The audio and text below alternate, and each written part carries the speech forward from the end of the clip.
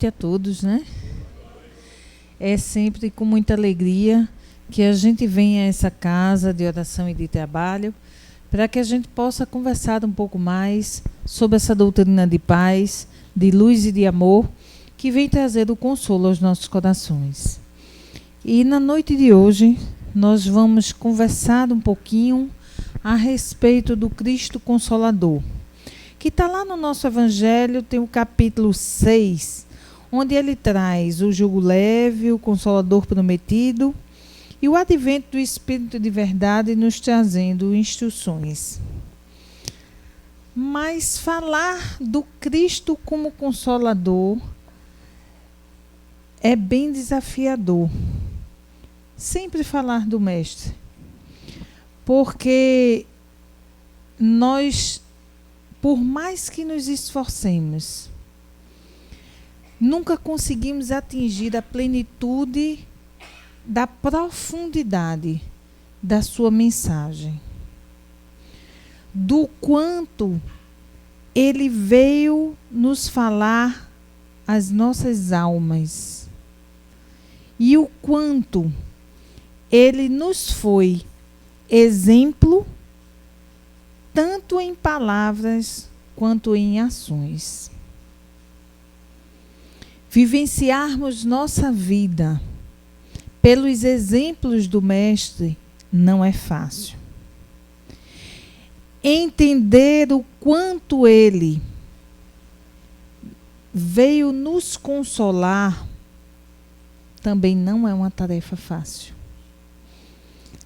Porque quando nós estamos passando por nossas dificuldades pessoais, por ainda sermos espíritos infantis, e por sermos espíritos infantis, ainda queremos as soluções dos nossos problemas como num estalar de dedos, num passe de mágica.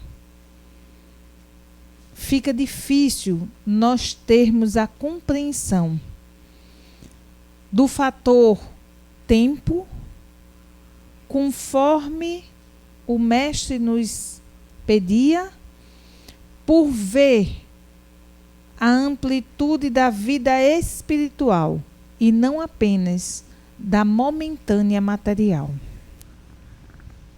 A criança, quando nós perguntamos a ela, você quer comer um chocolate agora ou uma caixa no final do mês? A criança não vai querer esperar o final do mês para ganhar a caixa. Ela quer o chocolate agora. Porque é aquilo que está palpável para ela, é o que ela está vendo. E ela quer no imediato. Assim somos nós, como espíritos, querendo que as nossas dores sejam aplacadas. Aqui e agora. E quando nós somos chamados por essa doutrina a entender as causas das nossas dores, nós começamos a compreender que essas dores passarão à medida em que nós iniciarmos o nosso amadurecimento espiritual e começarmos a fazer novas escolhas. Começarmos a agir de forma diferente. E aí sim, elas começarão a se transformar, porque nós passaremos a recolher os frutos daquilo que nós estamos realizando agora num futuro. Que pode ser próximo, mas esse próximo pode não ser nessa existência, mas em próximas encarnações. E o grande exemplo que ele sempre nos trouxe e nos educou a entender, nos faz pensar. Assim como quando aquele centurião o procurou para que ele pudesse curar ao seu servo, que estava doente. E o centurião olha para o mestre e diz assim: mestre, eu sei que tu podes curar o meu servo. Porque assim como eu, quando dou uma ordem a um dos meus soldados, eu não preciso olhar para trás para ver se ele está cumprindo, porque sei que ele cumprirá. Também sei eu que basta que tu digas uma só palavra e o meu servo estará curado. E nesse momento, o mestre chama a atenção de todos aqueles que estavam ali para a fé que aquele homem exemplificava na certeza, na convicção daquilo que podia ocorrer com o seu servo. E o mestre diz que não via fé tamanha como a daquele homem. E quando ele sai, não dá muito tempo e um de seus soldados vem para lhe dizer que aquele servo que estava doente já estava curado, já mostrando a força daquele poder. E ele para e olha para trás e sorri para o mestre. Aquele mesmo centurião, quando o mestre está preso no cárcere, vai ter com ele mais uma vez. E vestido com as suas vestes, ele aí então olha para o mestre e diz: Senhor, toma de minha túnica e se veste, que com ela tu poderás sair daqui e ninguém te perturbará. E então Jesus olha para ele e diz: Por que me tentais? Tu não sabes que é preciso que se cumpra o que está nas Escrituras? E aí ele olha para aquele homem e diz: Apacenta o teu coração, porque em verdade eu te digo que tu ainda irás morrer ardendo em fogo em meu nome. E aquele centurião sai dali já se reconhecendo como cristão, em júbilo. E ele tinha quase que certeza de que aí sim ele iria exemplificar a sua transformação como cristão, morrendo pelo mestre nas fogueiras. Mas naquela encarnação, ele não morreu assim. Ele desencarnou naquela encarnação, assim como a maioria dos cristãos, nas arenas, comido pelos leões. Jesus, quando falava com aquele homem, não estava falando para o corpo, aquela persona, mas para a alma daquele espírito, que Jesus já reconhecia e sabia que na sua outra encarnação ele viria como João Hus. E aí sim, testemunhar, exemplificar e morrer queimado a fogo nas fogueiras.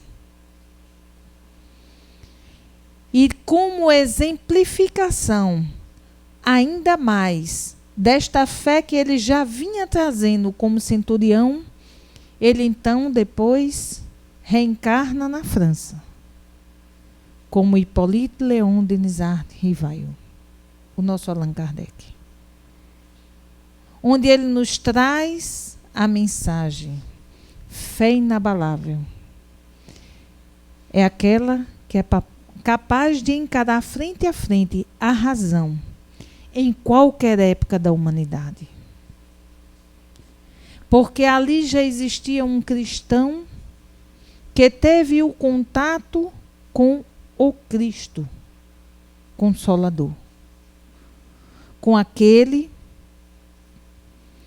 que nos mostrava que não adianta querermos apressar os caminhos, porque a natureza não dá saltos.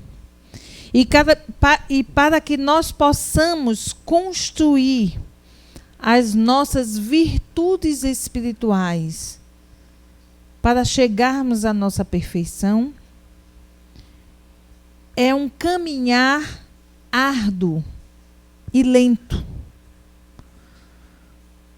Porque o espírito, que somos nós, ainda imperfeitos, ainda infantis, não sabemos reconhecer a grandiosidade da mensagem do Mestre Jesus. E aí ele diz: vinde a mim, todos vós que estão cansados e sobrecarregados, que eu vos aliviarei. Ele não disse que iria tirar as nossas dores. E ele nos convida: segue-me, toma a tua cruz e me segue. Ele também não disse que ia pegar as nossas cruzes e colocar nas costas dele para carregar. Não. Por quê? Porque a cruz que cada um de nós tem, na simbologia da palavra, são consequências das nossas inconsequências. E boa parte dessas nossas inconsequências não estão tão distantes assim. São escolhas de agora, não é de outra vida. Quando nós fazemos escolhas que sabemos que não são tão moralizadas quanto deveriam. E aí a gente tem inúmeras questões que podem ser levantadas aqui, mas que não são necessárias, porque nós sabemos quem nós somos. E cabe a cada um de nós fazer as nossas reflexões íntimas diante daquilo que nós podemos realizar para transformar a nossa vida. E por que nós não fazemos isso? Por que nós não corremos para fazer a transformação que precisamos? Porque ainda não está doendo o suficiente. Porque no momento que estiver doendo o suficiente, a gente se levanta e faz a mudança. É a história do cachorrinho, que eu acho que a gente já contou aqui. O cachorrinho que sentou em cima da madeira que estava com prego. E o homem, ao passar e ver o cachorrinho reclamando, pergunta ao homem que está do lado: mas o bichinho está chorando tanto, o que é? E aquele homem olha e diz: é que o senhor acredita que ele sentou nessa madeira e nessa madeira tem um prego? E aí o homem olha e diz assim: mas por que você não tira? Ah, você está me perguntando por que eu não tiro? Eu tentei, mas ele não deixa. E aí o homem: como assim? Preste atenção. E quando o homem vai tentar tirar o cachorro da madeira, ele rosna. Aí o homem fica olhando e diz assim: mas como? Se você está querendo ajudá-lo. E aí o homem olha para ele e diz: é porque está doendo o suficiente para ele uivar, mas não o suficiente para ele se levantar e sair. E a maioria das nossas dores são mais ou menos nesse sentido.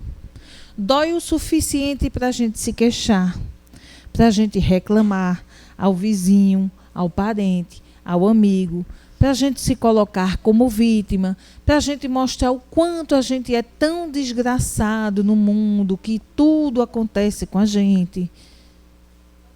Mas não está doendo o suficiente para nós modificarmos a nossa conduta.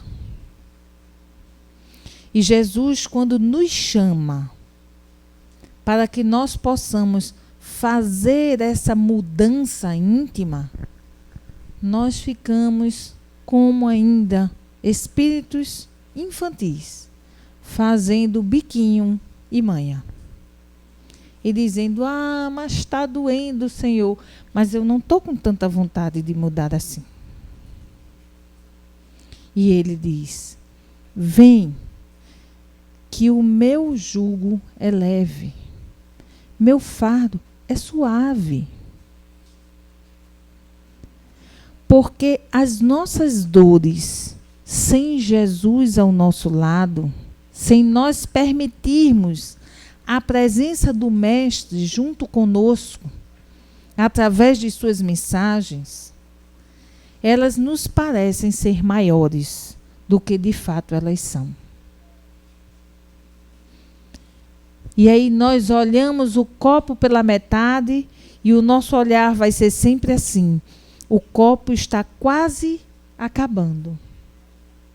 Já já eu estou sem água. E entramos em pânico e em desespero. Mas quando nós temos Jesus ao nosso lado, nós olhamos para o copo na metade e o nosso olhar vai ser, Senhor, muito obrigado. O meu copo está quase cheio e vai dar para que eu possa saciar a minha sede. Muito obrigado, Senhor, porque Tu estás ao meu lado permitindo que eu tenha esse copo quase cheio para saciar a minha sede. O copo é o mesmo, mas a nossa visão será diferente.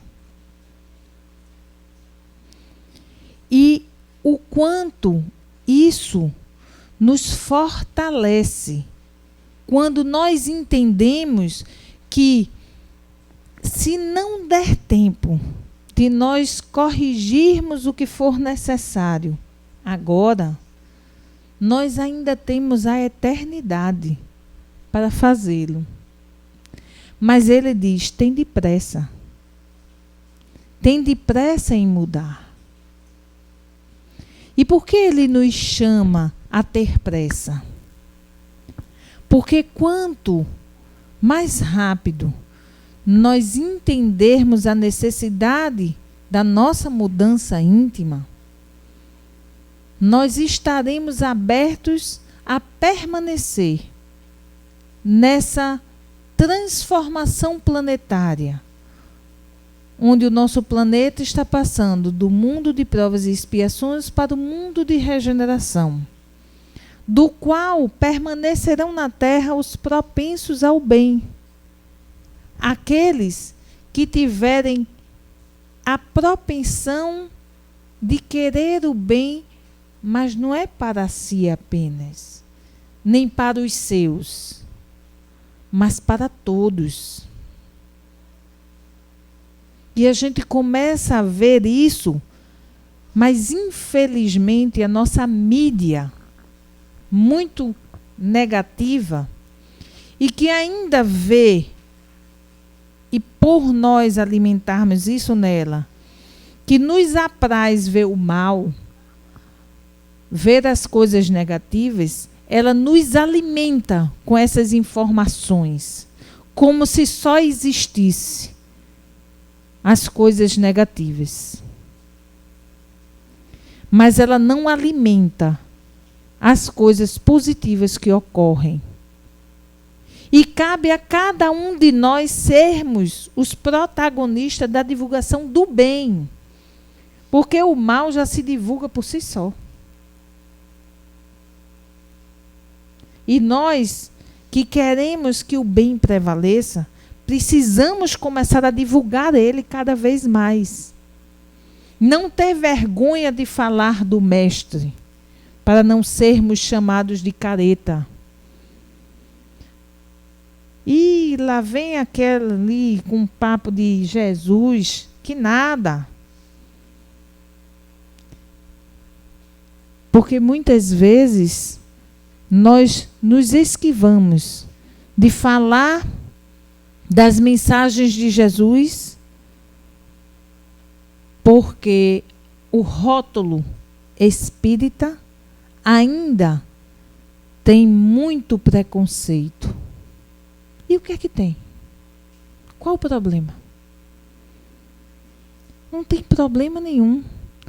Não precisa, se você tem tanta vergonha assim, você dizer que é espírita, basta falar de Jesus. Mas ter coragem de levar o consolo dele àqueles que nos buscam, muitas vezes, nos comentários das dores que sentem e a gente não quer falar para consolar. Mas cada um de nós é um divulgador dessa doutrina, desse Mestre Jesus. E todos nós podemos abrandar as dores no coração de qualquer um que chegar ao nosso lado. Porque à medida em que nós auxiliamos, também estaremos sendo auxiliados. Porque é uma via de mão dupla. Todo o bem que se faz será o nosso advogado, aonde quer que nós formos. Onde quer que nós formos. E muitas vezes você dá uma palavra de consolo a um coração aflito, inesperadamente. E muito tempo depois, quando você se reencontra com aquela pessoa, ela olha para você e diz: olha, aquilo que você me disse naquele dia modificou a minha vida. Se você não tivesse dito aquilo naquela hora, eu acho que eu tinha feito uma bobagem naquele dia.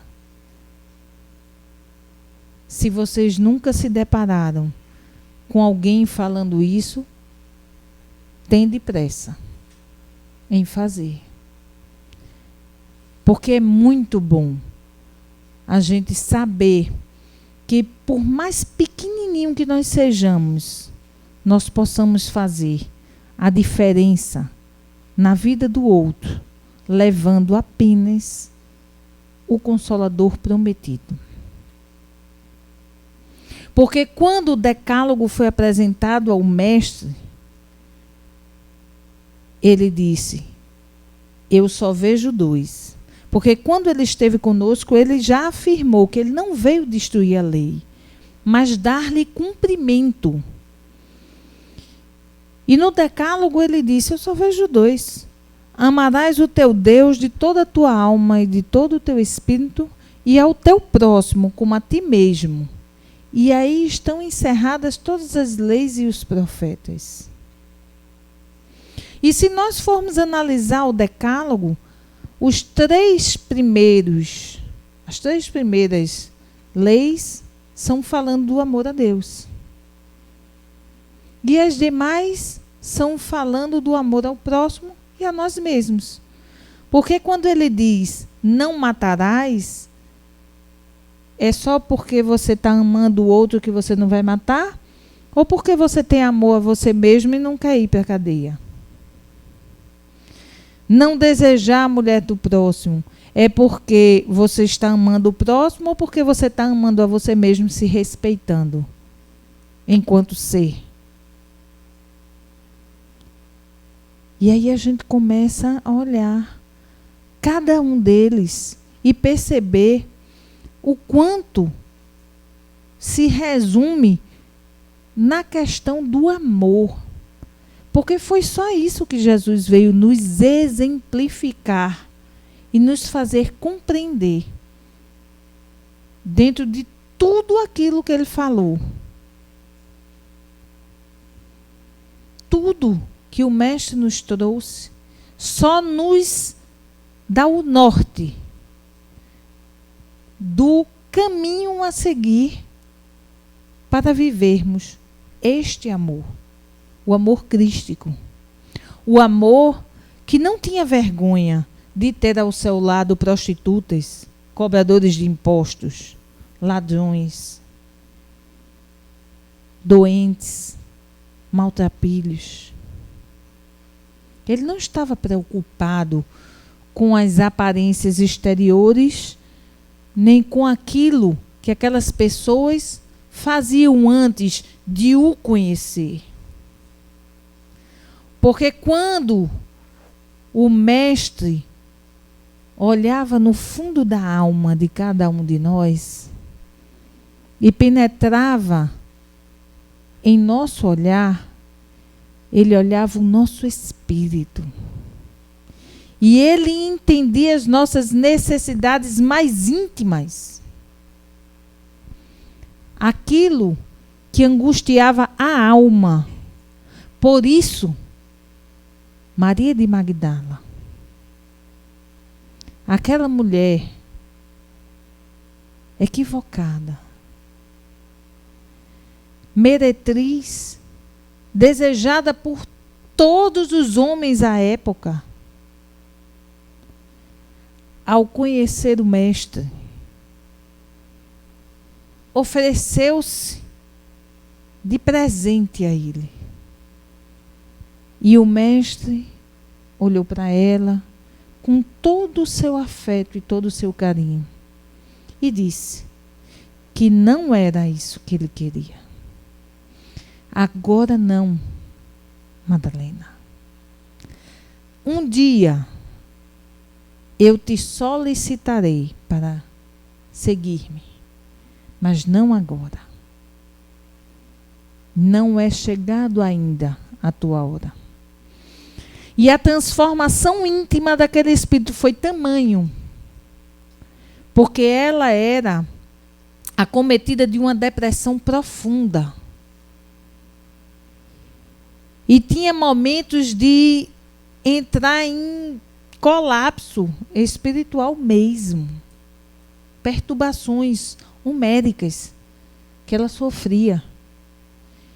E ao encontrar-se com Jesus, ela mudou, transformou-se, a tal ponto de chegar lá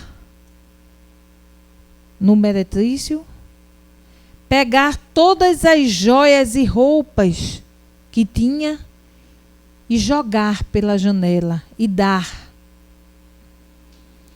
E dali mesmo sair e ir, a partir de então, seguir os passos do Mestre. Quantos de nós teria coragem de largar tudo assim como ele fez com Pedro, com Levi, que ao passar estava cobrando impostos, e ele apenas olha e diz: vem, homem, me segue. E ele não olha para trás. Se levanta dali e vai para seguir o Mestre. Um chamamento que não tem preço. E uma escolha que modificou totalmente a vida daqueles que seguiram ele. E quando ele olha para Pedro nos olhos e diz: Pedro, tu me amas? E Pedro: amo, Senhor. E ele mais uma vez olha para Pedro e diz: Pedro, tu me amas? E Pedro, já angustiado, porque ele olhava no fundo dos olhos de Pedro ao questionar. E ele: ama o Senhor. E ele para mais uma vez e diz: Pedro, tu me amas? E Pedro, em lágrimas, olha para o Mestre e diz: amo o Senhor, tu não sabes o quanto eu te amo. E ele olha para Pedro e diz: então, Pedro, apacenta minhas ovelhas. E quando ele olha para Pedro e diz, quando Pedro o diz que está ao seu lado, independente do que ocorra, Jesus olha para Pedro e diz: ainda hoje me negarás 3 vezes antes que o galo cante. E Pedro: jamais, Senhor. Será que Jesus não sabia a fraqueza que ia na alma daquele homem? Ele: jamais, Senhor, te negarei em minha vida, jamais. Mas Pedro só cai em si depois da 3ª vez que ele nega o mestre. Aí é quando o galo canta e Pedro então se recorda da conversa com Jesus e cai em lágrimas. E aí muitas vezes eu ficava me questionando, mas como pode? Como é que Pedro pôde negar o mestre daquele jeito 3 vezes? Depois de tudo que ele vivenciou com aquele homem, naqueles, no mínimo, 3 longos anos. Mas aí quando a gente vai analisar a história e a gente remonta que todos aqueles que estavam ao lado do mestre, se fossem reconhecidos de imediato, seriam assassinados junto com ele? Como é que ficaria a igreja que Pedro precisava edificar? Como é que os evangelhos seriam levados ao conhecimento de nós se aqueles apóstolos tivessem sido assassinados junto com o mestre? Então a negativa de Pedro, o fugir dos apóstolos, tem um propósito pedagógico, tem um propósito maior.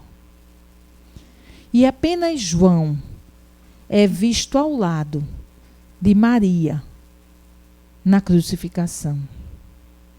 Aquele apóstolo mais jovem, aquele que tinha tanto amor pelo mestre, que esteve ao lado da sua mãe até os últimos momentos. Quem somos nós junto a esse mestre? Será que nós permitirmos que ele esteja em nossos corações, guiando os nossos passos? Ou ainda permanecemos negando a sua presença, apesar de estarmos frequentando uma casa, estudando a doutrina? Porque quanto mais nós estudamos essa doutrina, mais entendemos que ainda não sabemos de nada. E que não é o conhecer de cor salteado, pontos e vírgulas que está nos livros, na Bíblia, que vai transformar a nossa alma. Não. É preciso que nós permitamos que ela entre em nossa consciência, modifique os nossos sentimentos e saia de nós através de ações no bem, para exemplificarmos pelas nossas ações aquilo que nós aprendemos. E só quando nós conseguirmos fazer essa transformação em nós, é que seremos reconhecidos, porque Ele mesmo nos asseverou que os seus discípulos seriam conhecidos por muito se amarem. E nós precisamos aprender a viver esse amor que Ele nos pediu. Nós precisamos começar a fortalecer dentro de cada um de nós essas mensagens. Porque é através dessa fortaleza que, quando nós chegarmos nas dificuldades que são necessárias nós passarmos em nossa existência, nós termos a confiança, a fé inabalável de que aquilo está vindo para nos auxiliar na nossa evolução íntima. E aí nós teremos a força de passar por qualquer dificuldade. E não perderemos o nosso equilíbrio. Porque o que mais nós vimos hoje são pessoas correndo para a porta falsa do suicídio ou recaindo em depressões profundas por não alimentar em si essa confiança. E muitas vezes nós precisamos reconhecer que estamos precisando de ajuda para passar por nossas dificuldades. Porque muitos de nós que nunca tiveram um parente ou nunca passaram pela dificuldade de sofrer por uma depressão, não sabe quanta dor a alma sente ao passar por isso. E não é chilique, nem é bobagem. É sério. É algo que faz com que aquele ser se sinta tão dolorido que ele não tem forças para sair de onde ele está. E ele vai precisar de ajuda, de um psicólogo, de um psiquiatra, muitas vezes, porque a medicação para auxiliar no processo, só quem pode prescrever é um psiquiatra, o psicólogo não pode. E não é porque ele está doido, é por necessidade mesmo. Para que evite dele não correr para uma decisão equivocada. Mas que quando nós estamos com o Mestre ao nosso lado, permitindo que ele adentre em nossos corações, até o processo depressivo se tornará mais fácil de ser vencido. Porque nós estaremos vindo à casa espírita, recorrendo ao auxílio também dos passes magnéticos, da água purificada, da evangelização, que é o melhor e maior tratamento que nós possamos dar às nossas almas. Ouvir o que o Mestre veio nos ensinar. E aí, depois que ele vem e traz para nós essa mensagem de amor tamanha, onde ele nos chama a amar os nossos inimigos. Porque ele diz, no Sermão da Montanha, além de nos trazer aquele manancial belíssimo das bem-aventuranças, que é um alento aos nossos corações, é um código de conduta ética e moral, onde ele vem nos chamar a trabalhar as nossas imperfeições. Ele diz que nós havíamos aprendido até então a amar o próximo como a si mesmo, mas que ele vinha nos convidar a não só amar o próximo, porque naquela época já se imaginava que o próximo era apenas aqueles mais próximos, os familiares, os amigos. E aí ele vem dizer, ama o teu inimigo, aquele que te ofende, aquele que te agride, aquele que te machuca, aquele que te maltrata. É fácil? Não. Não é. Se já é difícil nós amarmos os nossos parentes, Imagine aqueles que nos fazem mal, o quanto nos é difícil aprendermos a amá-los. E Ele nos faz esse convite, porque Ele nos ensina que amar o inimigo, antes de tudo, é amar a nós mesmos. Porque quando nós aprendemos que aquele que nos magoa merece de nós muito mais a compaixão do que a mágoa, aí a gente entende porque Ele nos chama a amar os inimigos. Porque é um irmão nosso, que se nós não nos restabelecermos com Ele agora, o faremos, quer queiramos ou não, mas na frente. Por isso que Ele diz, pode ser agora ou daqui a milênios.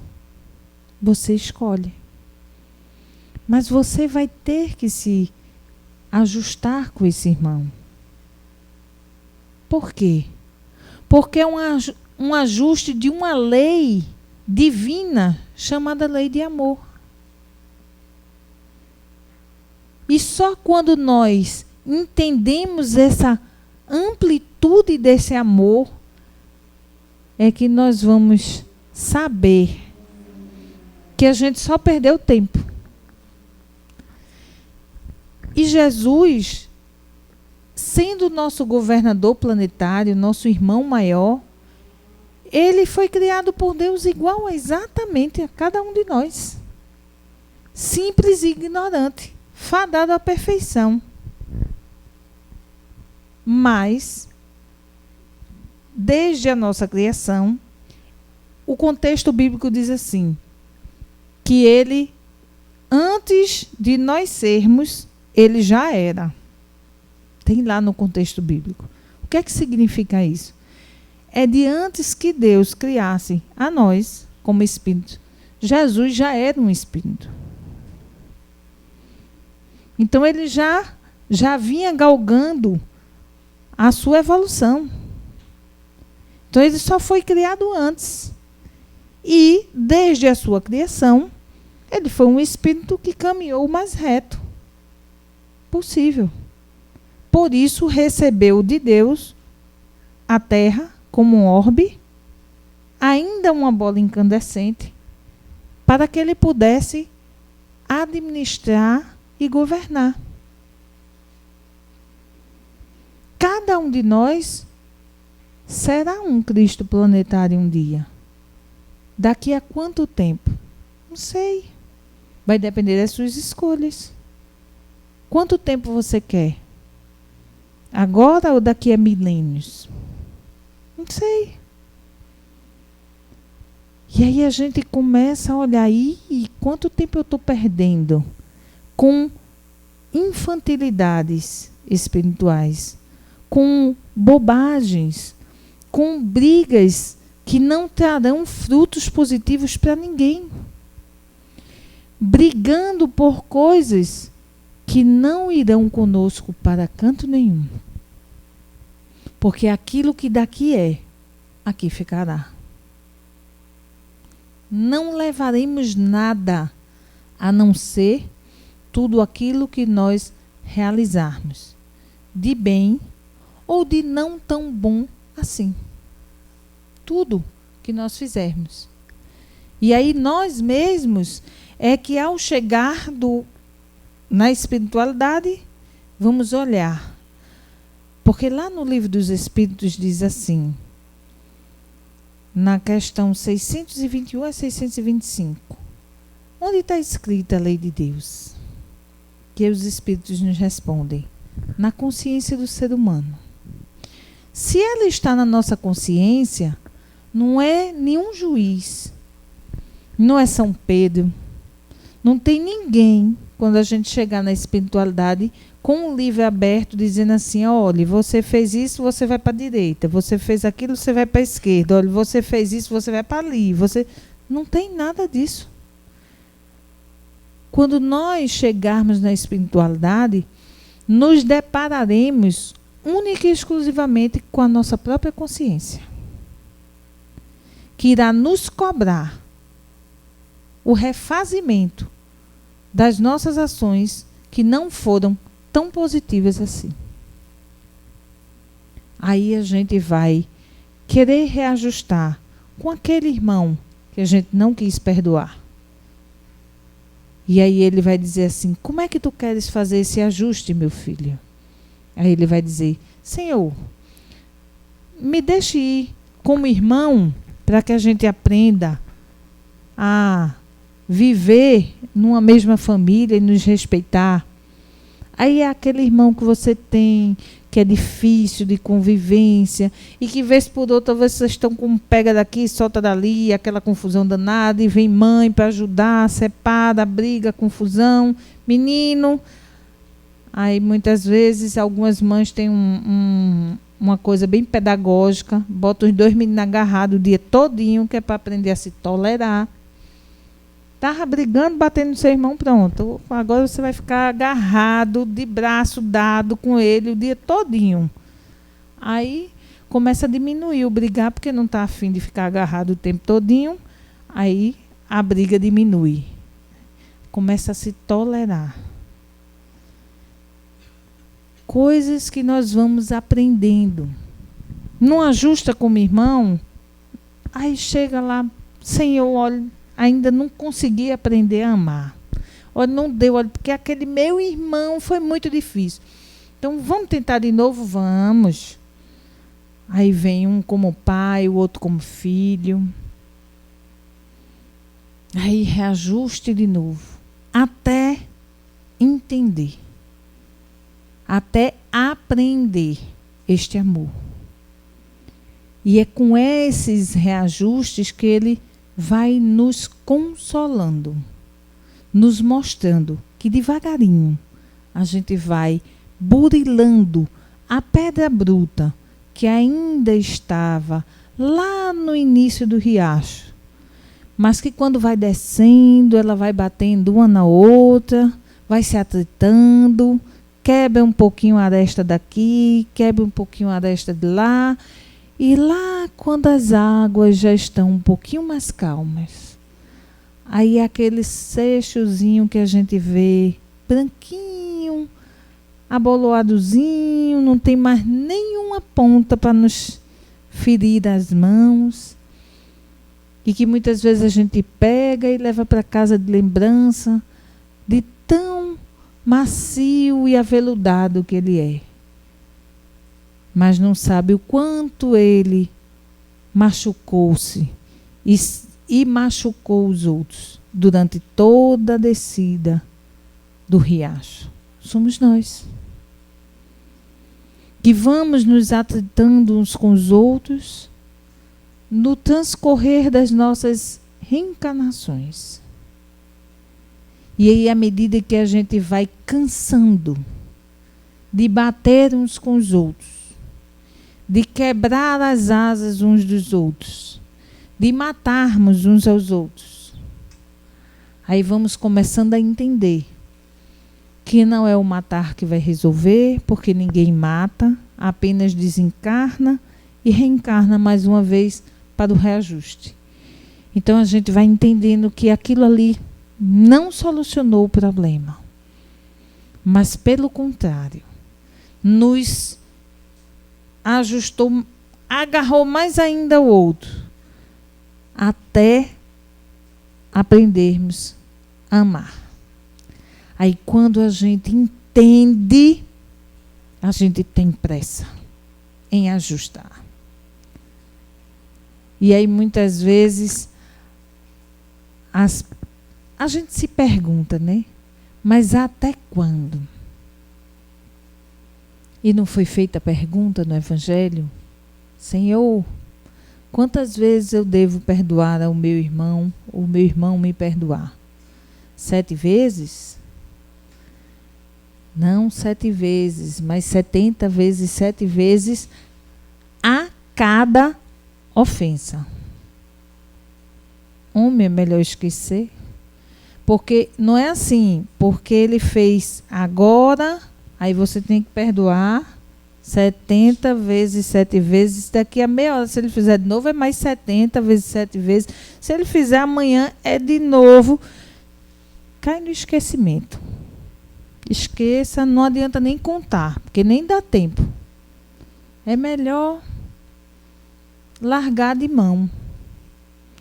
Porque aquele que se equivoca conosco, ele terá o seu reajuste de acordo com a sua consciência, não com o que a gente acha que ele precisa fazer. Não é a nossa medida que resolve.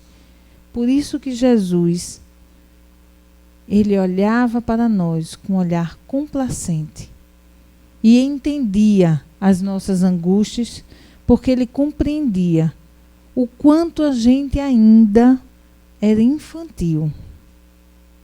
O quanto a gente ainda queria as soluções imediatas, a ponto de uma certa feita o mestre está, e aí quem nos conta é Humberto de Campos, quando ele diz que um certo dia o mestre estava sentado próximo ao lago atrás da casa de Pedro.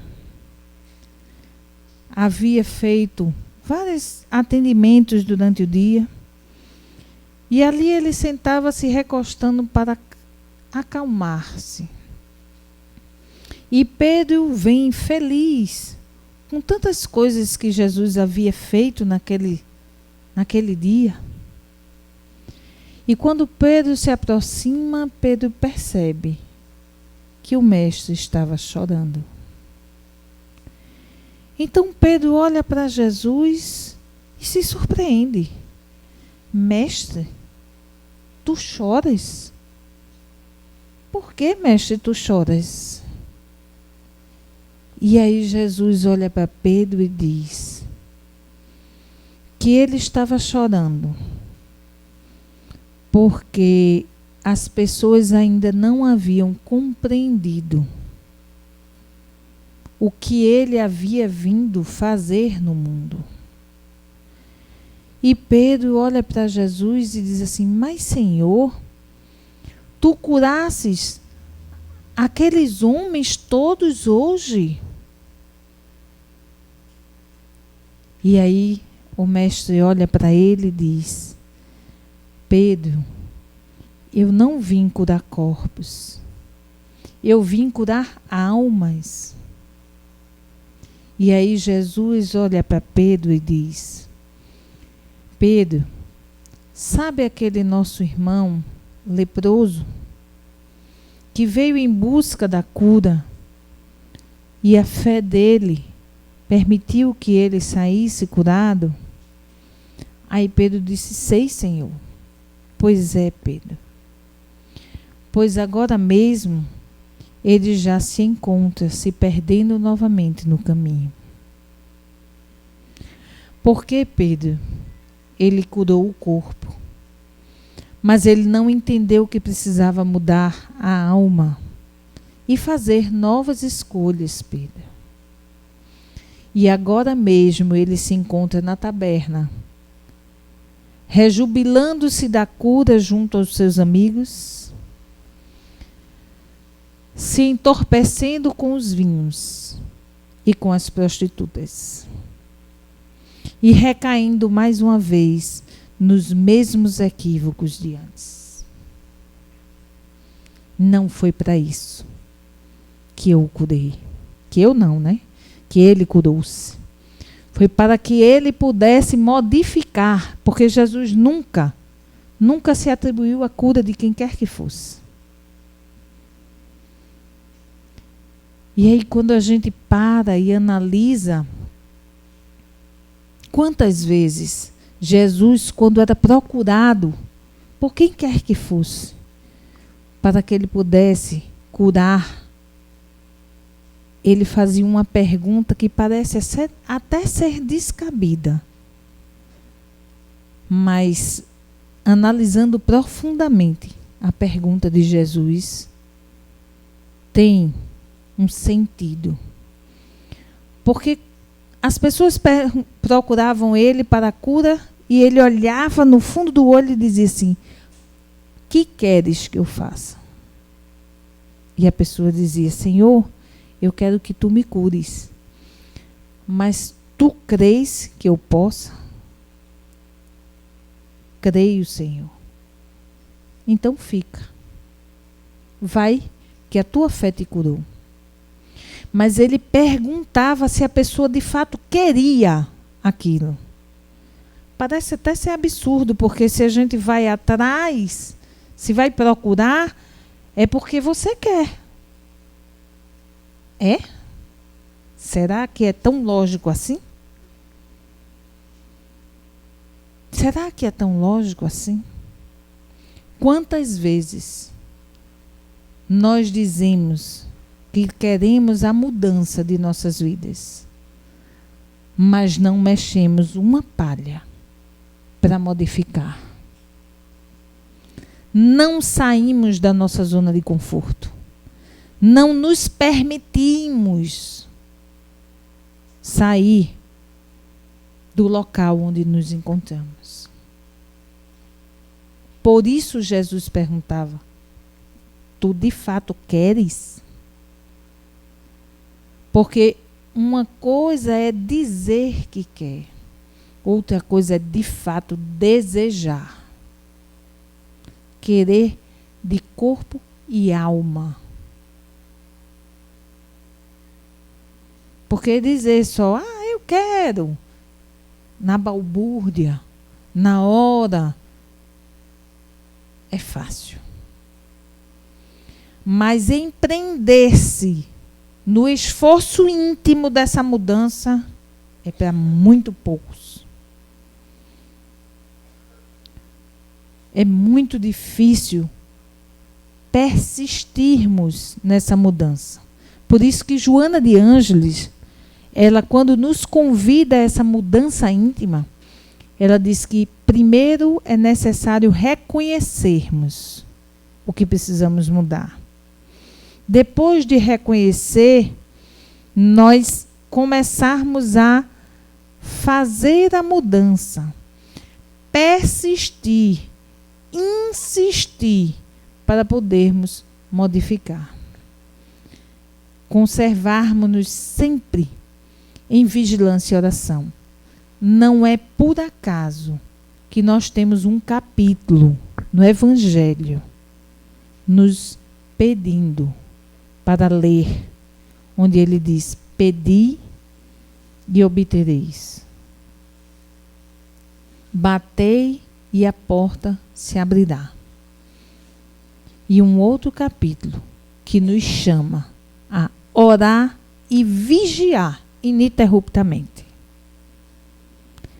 Porque somos ainda tão frágeis espiritualmente que, se não permanecermos em vigilância e oração, nós recaímos. Nós recaímos em nossos equívocos.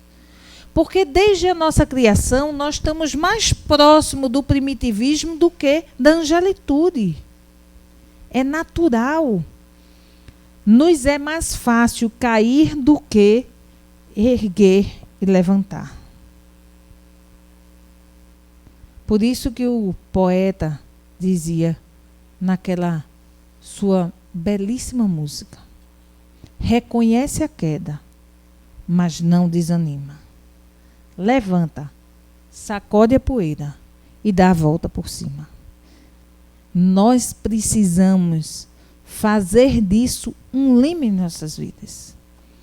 Porque recair, natural. Mas não podemos ficar no chão.